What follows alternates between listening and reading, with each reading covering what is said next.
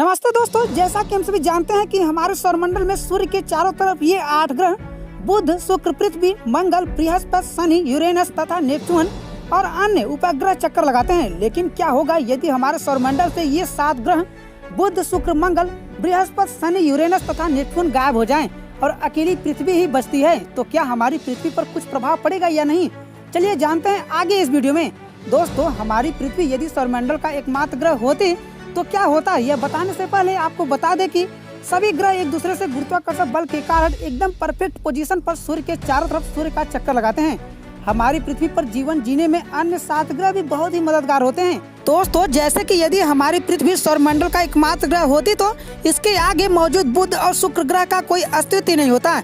ऐसे में हमारी ग्रह पृथ्वी सूर्य के बेहद करीब चला जाता, जिसकी वजह से हमारे ग्रह का तापमान इतना ज्यादा बढ़ जाता कि यहाँ पर कभी जीवन की शुरुआत ही नहीं हो पाती।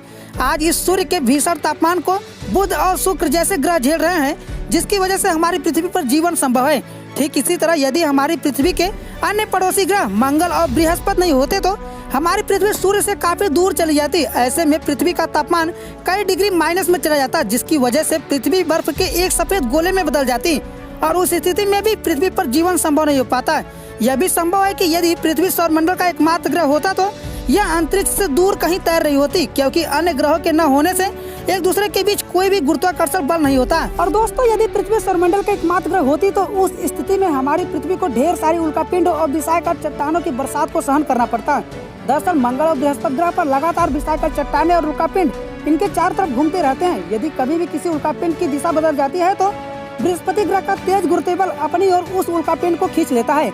ऐसे में उल्कापिंड अंतरिक्ष से धरती तक नहीं पहुंच पाते, जिसकी वजह से यहाँ जीने लायक परिस्थितियाँ उत्पन्न होती हैं। लेकिन यदि पृथ्वी के अलावा अन्य ग्रह सौरमंडल में मौजूद नहीं होते तो उस स्थिति में पृथ्वी का तेज गुरुत्वीय बल अंतरिक्ष से विशालकाय चट्टानों और उल्कापिंडों को अपनी ओर आकर्षित करने लगती और ये उल्कापिंड और विशालकाय चट्टानें धरती पर टकराने लगेंगी, जिसकी वजह से यहाँ किसी भी प्रकार का जीवन संभव नहीं हो पाता। उल्टा उल्कापिंडों के टकराने की वजह से पृथ्वी पर भयंकर ज्वालामुखी विस्फोट होगा और भूकंप के तेज झटकों से पृथ्वी का सतह पूरी तरह कांप जाएगा। और दोस्तों, यदि पृथ्वी सौरमंडल के इकलौता ग्रह होती तो पृथ्वी का उपग्रह चंद्रमा भी मौजूद नहीं होता और ऐसे में पृथ्वी पर मौजूद समुद्र में ज्वार भाटा का निर्माण भी नहीं हो पाएगा और न ही मौसम में परिवर्तन होता। और ऐसे में इस समय जैसी पृथ्वी की स्थिति है वैसी नहीं होती। ऐसे में लहरों की वजह से पृथ्वी पर मौजूद जलीय जीवों को ऑक्सीजन नहीं मिल पाएगा और दम घुटने की वजह से मर जाते। ऐसा ही हाल पृथ्वी पर मौजूद मनुष्यों का भी होता।